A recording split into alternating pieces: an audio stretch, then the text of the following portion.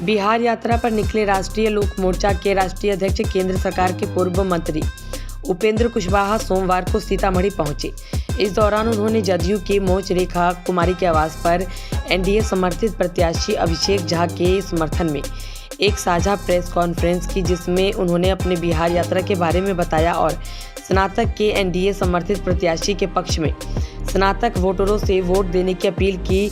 इस मौके पर जदयू के जिला अध्यक्ष सत्येंद्र कुशवाहा, रुन्नीसैदपुर के जदयू विधायक पंकज कुमार मिश्रा, सुरसंड के जदयू विधायक दिलीप कुमार राय सहित दर्जनों जदयू के नेता और कार्यकर्ता मौजूद थे।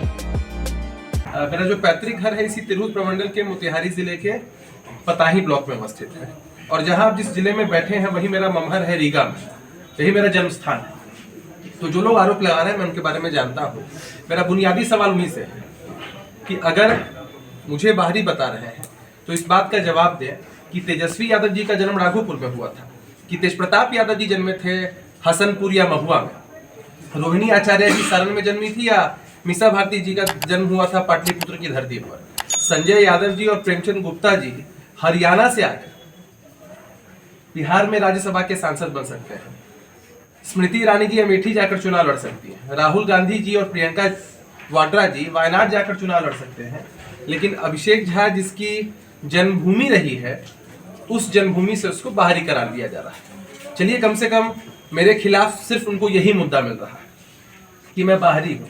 ये तो नहीं कहा जा रहा है ना कि अशिक्षित हूँ, असंस्कारी हूँ, या लोगों से व्यवहार अच्छा रखना नहीं आता है, बैकग्राउंड खराब है, ऐसा तो नहीं कहा जा रहा है। तो इसको भी मैं अपनी तारीफ ही समझता हूँ। और हमारे अभिभावक आदरणीय उपेंद्र कुशवाहा जी का दौरा लगातार इस तिरहुत में हो रहा है।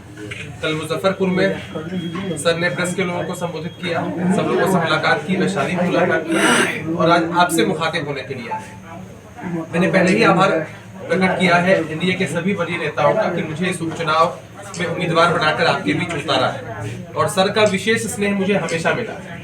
क्योंकि मैंने अपनी राजनीति का ककहरा सर से ही पढ़ा, सर के ही पास अपनी ट्रेनिंग ली, और आज यहाँ आपके बीच उम्मीदवार बन के हूँ, तो इसमें भी सर की बहुत महत्वपूर्ण भूमिका है। सर ने मुझे बहुत कुछ सिखाया समझाया है, और आज एक अभिभावक के रूप में आप सबों से आकर अपील भी की है कि एनडीए के उम्मीदवार के रूप में मुझे अपना आशीर्वाद सभी जो स्नातक हैं वो दें।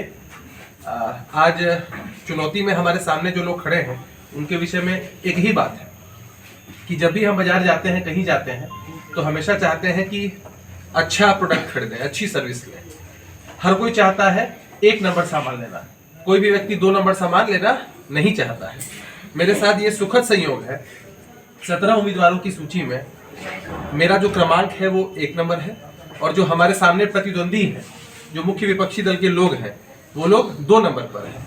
यानी 1 नंबर के लोग 1 नंबर पर हैं और 2 नंबरी लोग 2 नंबर पर हैं। तो जनता को खासी कठिनाई नहीं होगी।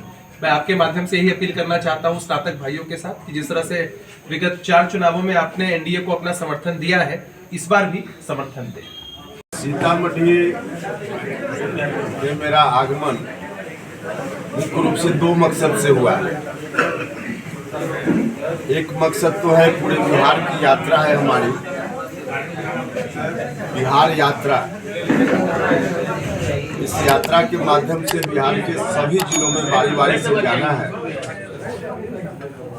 अधिकांश जिलों का दौरा संपन्न हो चुका है, कुछ जिला बचा हुआ है, वहाँ का कार्यक्रम लगा हुआ है।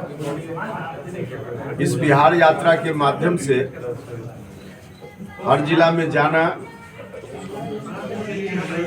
वहाँ पार्टी के साथियों के साथ भी मुलाकात, आम लोगों से भी संवाद, एनडीए के नेता साथियों के साथ भी संवाद करना, और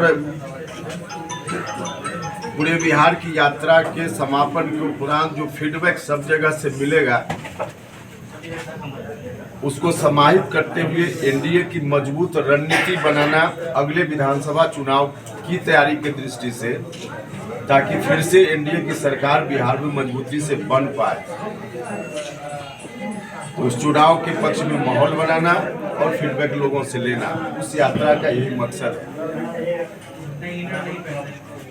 जब से हमने यात्रा की शुरुआत की, संजोग ऐसा है कि उधर गंगा पार विधानसभा का 4 जगह उपचुनाव आ गया। उसी दरमियान जहां जहां हम गए, बिहार यात्रा का भी कार्यक्रम हमने किया और साथ साथ उपचुनाव में प्रचार प्रसार का।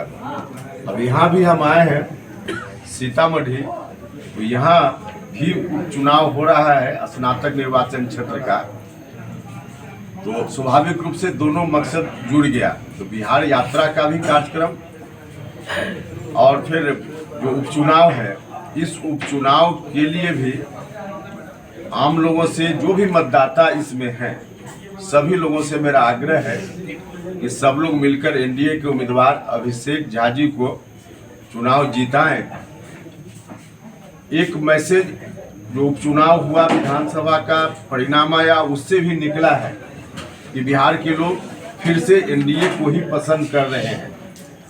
यहाँ जो चुनाव है, इसका भी रिजल्ट एनडीए के पक्ष में आएगा, तो स्वाभाविक रूप से यहाँ से भी यही मैसेज निकलेगा कि अगली सरकार फिर से एनडीए की बनेगी अगले चुनाव में।